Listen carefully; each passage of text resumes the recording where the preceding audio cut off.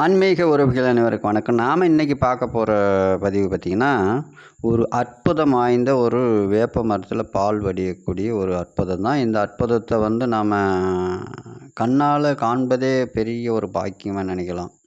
நிறையா இடத்துல இந்த மாதிரி வேப்ப மரத்தில் பால் வருது அப்படின்னு சொல்லுவாங்க. நாம் எல்லாம் வீடியோவில் பார்த்துருக்குறோம் நிறையா. அதே போல் நேரில் பார்க்கணும். நம்ம வேப்ப மரத்தில் கூட போன வருஷம் என்ன பண்ணுச்சு, வேப்பம் துளியாக துளிச்சுது. அப்படி மழை துளியாக துளிச்சுது. ஒரு 3 மாதம் நிற்காம துளி துளிச்சிக்கிட்டு இருந்தது. ஆனால் அதில் இன்னும் பால் இது போல் வடியல. அது இந்த வருஷமும் இந்த துளி மாதிரி வந்துகிட்ருக்கு. ஆனால் மழை பாலாக வடியுமான்னு தெரியல. இந்த மரத்தில் ஒரு அற்புதமான காட்சி கொடுத்தாங்க அந்த அம்மா. அப்படி தான் சொல்ல முடியும். நிறையா பக்தர்கள் அதை பார்க்குறதுக்கு காலையிலேருந்து ஃபுல்லாக வந்திருக்கிறாங்க. நமக்கு தகவல் தெரிஞ்சது இப்போது சாயங்காலம் மணி 5 மணிக்கு தான் இந்த மாதிரி வேப்ப மரத்தில் பால் வருது அப்படிங்கிற மாதிரி சொன்னாங்க.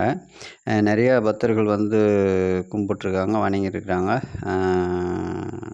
எல்லாருமே பார்த்துட்டு போயிருக்கிறாங்க. நாம் சொல்லக்கூடியது நாம் போய் வணங்கிட்டு அங்கே இருந்த மக்களுக்கு சொல்லக்கூடிய வார்த்தை என்ன சொன்னோம் அப்படின்னா, நமக்கு பலாயிரம் ரூபா கொடுத்தா கூட கிடைக்காத ஒரு அற்புதமான பொருள். இந்த வேப்பம் பால் நம்ம ஒரு சொட்டு நம்ம உடம்புக்குள்ளே போனால் கூட அதனுடைய பிணிப்பீடைகள்லாம் நமக்கு இருக்கக்கூடிய நோய் நொடியெல்லாம் விலகும். அதனால் வந்தவங்க எல்லாம் ஆளுக்கு ஒரு சொட்டாவது இந்த வேப்பம் பால் நீங்கள் சாப்பிடுங்க அப்படின்னு சொன்னேன். அது அவ்வளோ தித்திப்பாக இருக்குது. வெல்லம் போட்டு பால் ஆற்றினா நமக்கு எப்படி இருக்கும்?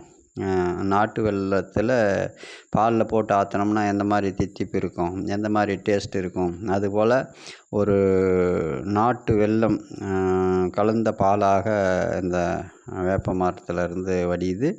அந்த பாலை தான் நம்ம எல்லா மக்களும் ஆளுக்கு கொஞ்சம் கொஞ்சம் சாப்பிட்டாங்க. அந்த இடத்துல கொஞ்சம் கொஞ்சம் ஒவ்வொரு துளி. ஆனால் மெதுவாக தான் வருது. ரொம்ப சொட சொடன்லாம் ஊற்றலை. அப்படியே கனிஞ்சி அங்கேருந்து அப்படியே இறங்கிக்கிட்டு இருக்குது. சைஸாக அப்படியே மரத்தையே பிடிச்சி அப்படியே ஒட்டி இறங்கிக்கிட்டே இருக்குது. நல்லா அங்கேருந்து கொடிகால் போட்ட மாதிரி இறங்கிக்கிட்டு வருது. நமக்கு நல்லா தெரியுது. அது பக்கத்தில் நின்று பார்த்தா, நீங்கள் வீடியோவில் பார்த்தீங்கன்னா தெரியும். அந்த பால் மரத்தில் பிடிச்சி இறங்குறதே நம்ம எடுத்து கொடுத்துருக்குறோம், கொஞ்சம் எடுத்து போட்டிருக்குறோம். அந்த மாதிரி பாருங்கள்.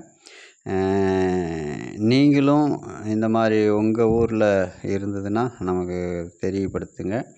அதே போல் இதை காண்பதே நமக்கு ஒரு சிறந்த நேரம், காலம் எல்லாம் நமக்கு கூடி வரக்கூடிய காலத்தில் தான் நம்ம இந்த மாதிரி ஒரு அதிசயமான ஒரு வீடியோக்கள், பதிவுகள் எல்லாம் நம்மளால் பார்க்க முடியும்.